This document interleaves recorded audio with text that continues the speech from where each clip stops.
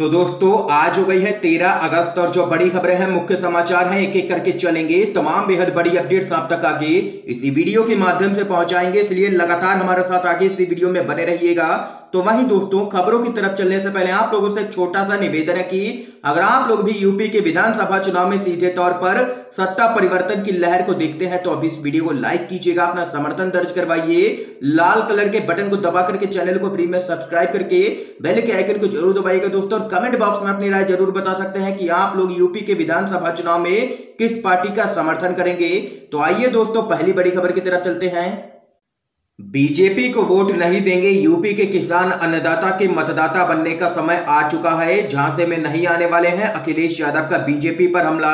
उत्तर प्रदेश के पूर्व मुख्यमंत्री और समाजवादी पार्टी के राष्ट्रीय अध्यक्ष अखिलेश यादव ने कहा है कि बीजेपी उत्तर प्रदेश में किसानों से जुड़ने की कितनी भी कोशिश कर ले, वे भगवा पार्टी को वोट नहीं देंगे किसी भी कीमत पर। उन्होंने कहा है कि किसान अगले साल के शुरू में होने वाले चुनावों में बीजेपी के खिलाफ एकजुट होकर के मतदान करेंगे।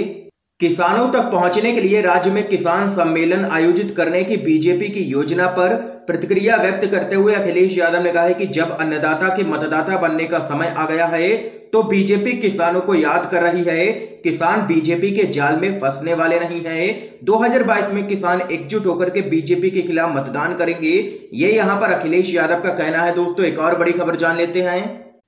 बीजेपी जानती है कि यूपी चुनाव से पहले कुछ बड़ा नहीं हुआ तो सफाया तय है, बोले बॉलीवुड के एक्टर। आप लोगों को बताते चले जंतर मंतर पर बीते कुछ दिनों पहले यहां पर मुस्लिम विरोधी नारे लगाने का मामला सामने आया था, जिसमें भाजपा के पूर्व प्रवक्ता अश्विनी उपाध्याय समेत 6 लोगों को न्यायिक हिरासत में लिया गया था।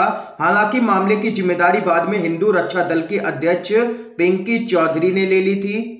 जंतर मंतर पर हुई इस घटना को लेकर के बीजेपी एक बार फिर से निशाने पर आ गई है। और वहीं हाल ही में मामले पर एक्टर केआरके ने भी ट्वीट किया है, जिसमें उन्होंने कहा है कि भाजपा को अच्छे से पता है कि अगर विधानसभा चुनाव से पहले कुछ बड़ा नहीं हुआ तो उनका सफाया हो जाएगा। केआरके ने अपने ट्वीट में जंतर मंतर पर लगाए गए मुस्लिम विरोधी नारे का जिक्र करते हुए आगे कहा, इसलिए जल्द ही कुछ बड़ा होने वाला है। शुरुआत जंतर मंतर से हो चुकी है, बस अब फुल प्लानिंग को अंजाम दिया जाना बाकी है। ये यहां पर केआरके ने निशाना साधा है बीजेपी पर। दोस्तों एक और बड़ी खबर की तरफ चलते हैं। अकाउंट लॉक हुआ तो कांग्रेस ने ट्विटर पर चलाई है मुहिम, ट्रेंड हुआ मैं भी राहुल। आप लोगों को बताते चले पार्टी के पूर्व अध्यक्ष राहुल गांधी का अकाउंट लॉक किए जाने के विरोध में कांग्रेस ने ट्विटर पर मैं भी राहुल नाम की मुहिम चलाई है। इस मुहिम के समर्थन में बड़ी संख्या में ट्वीट हुए, जिसके बाद मैं भी राहुल हैशटैग ट्रेंड होने लगा। दरअसल ट्विटर ने सिर्फ राहुल गांधी ही नहीं बल्कि पार्टी के कई नेताओं समेत कांग्रेस का ट्विटर हैंडल भी लॉक कर दिया था। इसके विरोध में प्रियंका गांधी, युवा कांग्रेस के अध्यक्ष बीवी श्रीनिवास समेत कई नेताओं ने अपनी प्रोफाइल पिक्चर बदल करके राहुल गांधी की तस्वीर लगा दी। और वहीं इस पूरे मामले पर कांग्रेस का दावा है कि पार्टी नेताओं और कार्यकर्ताओं के 5000 अकाउंट यहां पर ट्विटर ने ब्लॉक किए हैं, लॉक किए हैं। और वहीं आप लोगों को बताते चले ट्विटर की तरफ से राहुल गांधी का अकाउंट लॉक किए जाने के बावजूद राहुल गांधी सोशल मीडिया के दूसरे प्लेटफॉर्म का इस्तेमाल करते हुए सरकार पर हमलावर रुख अख्तियार किए हुए हैं।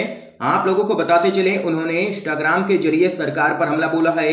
इसमें उन्होंने कुछ स्लाइड्स भी शेयर किए हैं। दूसरी तरफ कांग्रेस महासचिव प्रियंका गांधी ने भी ट्विटर की कार्रवाई पर सवाल उठाए हैं। राहुल गांधी ने कहा है कि अगर किसी के प्रति दया व सहानुभूति दिखाना अगर अपराध है तो हाँ मैं दोषी हूं। उन्होंने अगली स्लाइड में कहा अगर रेप और हत्या के पीड़ित के लिए लड़ाई लड़ना अपराध है तो हाँ मैं दोषी हूं।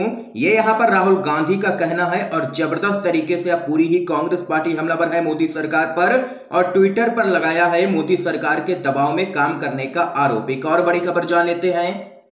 संजय सिंह ने अमित शाह को ठहराया जिम्मेदार, कहा जब से गृह मंत्री बने हैं कहीं दंगे हो रहे हैं तो कहीं नारे लग रहे हैं। आप लोगों को बताते चले संसद में मानसून सत्र खत्म होने के चलते सभी विपक्षी पार्टियों के द्वारा साझा मार्च निकाला गया। कांग्रेस के नेता राहुल गांधी की अगुवाई में निकाले गए इस मार्च में कई राजनीतिक दलों के नेता शामिल हुए। इस दौरान राहुल गांधी ने मोदी सरकार पर सदन में सांसदों के साथ बदसलूकी किए जाने के गंभीर आरोप लगाए। और वहीं दूसरी तरफ आम आदमी पार्टी के नेता और राज्यसभा सांसद संजय सिंह ने गृह मंत्री अमित शाह पर जोरदार हमला बोला है। उन्होंने कहा है कि जब से अमित शाह ने गृह मंत्री का पद संभाला है उसके बाद से देश की राजधानी में ही घटी घटनाओं को देख लीजिए। देश की राजधानी में दंगे हो चुके हैं, वकीलों पर हमले हो रहे हैं, हिंसक घटनाएं घट रही हैं, दिल्ली में गैंगवार भी हो रहा है और वहीं भारतीय जनता पार्टी के ही नेता भड़काऊ नारे लगा रहे हैं जिससे दंगा भड़क जाए और समाज को विभाजित किया जाए। ये यहां पर अमित शाह को घेरा है संजय सिंह ने और सीधे तौर पर बताया है दंगाई गृह मंत्री। दोस्तों आप लोगों की क्या कुछ राय है? आप लोग संजय सिंह की बात का समर्थन करेंगे या फिर नहीं? कमेंट बॉक्स में जरूर बता सकते हैं अपनी राय। एक और बड़ी खबर जान लेते हैं। कॉमेडियन को 35 दिन की जेल, पत्रकार को कई महीनों की जेल, मगर दंगाई तुरंत छोड़ दिए जाते हैं। ये कैसा कानून है? महुआ मोइत्रा का बड़ा प्रश्न आप लोगों को बताते चलें। लगता है कि कानून के हाथ छोटे ही नहीं बल्कि गायब होते जा रहे हैं। जहां एक तरफ सरकार यह दावा करते नहीं थकती है कि भ्रष्टाचार शून्य है और वहीं दूसरी तरफ जंतर मंतर पर अभद्रता फैलाने वाले अश्विनी उपाध्याय को 24 घंटे के अंदर रिहा कर दिया जाता है। अब आप यह बताइए कि यह कौन सा कानून है? क्या यह सरासर कानून का मजाक बनाना नहीं है? दरअसल आपको बता दें कि मुस्लिम विरोधी नारे लगाने के मामले में गिरफ्तार वकील अश्विनी उपाध्याय को दिल्ली हाई कोर्ट ने जमानत दे दी है।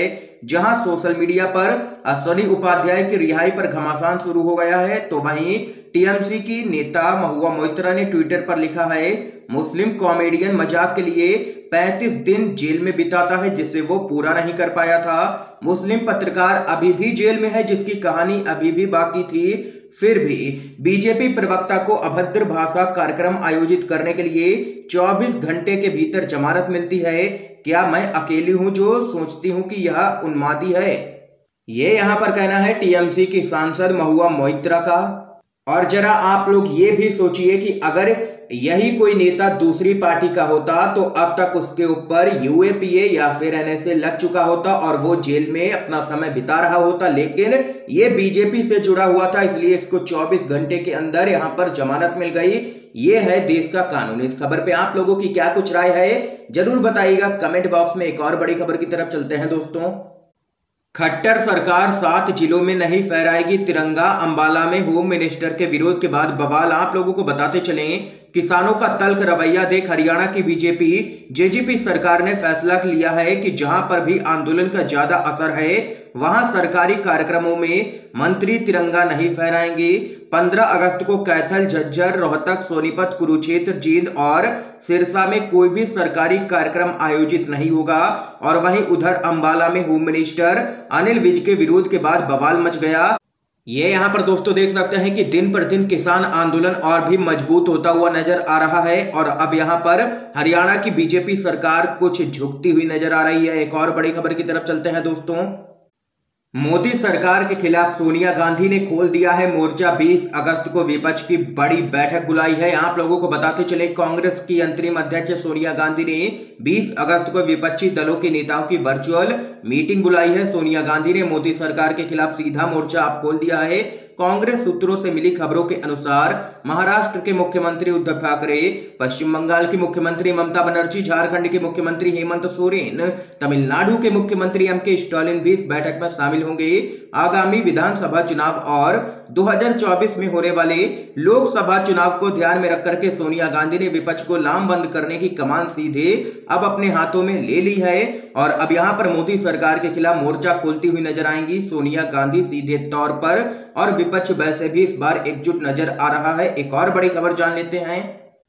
तालिबान लड़ाकों से पस्त अफगानिस्तान ने तालिबान को दिया है सत्ता में भागीदारी का ऑफर। आप लोगों को बताते चले, अफगानिस्तान में तालिबान का आतंक लगातार जारी है। तालिबान अफगानिस्तान की हालत दिन पर दिन बिगाड़ता ही जा रहा है और वहीं अफगानिस्तान सरकार की सिर्फ एक ही कोशिश है कि किसी तरह से तालिबान को रोक लिया जाए। इसी को लेकर के अफगान सरकार ने एक बड़ा कदम भी उठाया है। अफगानिस्तान सरकार ने तालिबान को सत्ता में बंटवारे का ऑफर दे दिया है। हालांकि अपने इस ऑफर के बदले में अफगानिस्तान सरकार ने कड़ी शर्त भी रखी है। खबर के मुताबिक अफगानिस्तान सरकार की तरफ से वार्ताकारों ने युद्धग्रस्त देश में लड़ाई को खत्म करने के एवज में उसे सत्ता में भागीदारी का प्रस्ताव यहां पर दिया है। एक और बड़ी खबर जान लेते हैं। 2018 में राजनाथ सिंह ने जातीय जनगणना का किया था वादा, फिर बीजेपी क्यों हट रही है पीछे। जेडीयू बोली मोदी सरकार के खिलाफ होंगे लामबंद। आप लोगों को बताते चलें, जातीय जनगणना के मुद्दे पर नीतीश सरकार और केंद्र सरकार दोनों ही आमने सामने आ चुके हैं। अब आलम यह हो चला है कि इस मामले पर बातचीत के लिए सीएम नीतीश ने पिछले दिनों पीएम मोदी को पत्र लिखकर के बातचीत का समय मांगा था, लेकिन अभी तक उन्हें समय नहीं मिला है। और वहीं ओबीसी की अपनी सूची बनाने के लिए राज्यों की शक्ति को बहाल करने को लेकर केंद्र की तरफ से संविधान में संशोधन किया गया है। और वहीं जेडीयू के नेता केसी त्यागी ने कहा है कि जेडीयू अन्य दलों को लामबंद करेगा और जाति आधारित गणना के लिए मोदी सरकार पर दबाव बनाने के अपने प्रयासों को और भी तेज करेगा। ये यहाँ पर दोस्तों आज की सभी बड़ी खबरें थी जो हमने आप लोगों तक पहुंचाई हैं UNVDV के माध्यम से। अगर आप लोगों को ये वीडियो पसंद आया हो तो लाइक कीजिएगा, ज्यादा से ज्यादा इस वीडियो को शेयर कीजिएगा। वीडियो देखने के लिए आप सभी का बहुत बहुत धन्यवाद दोस्तों।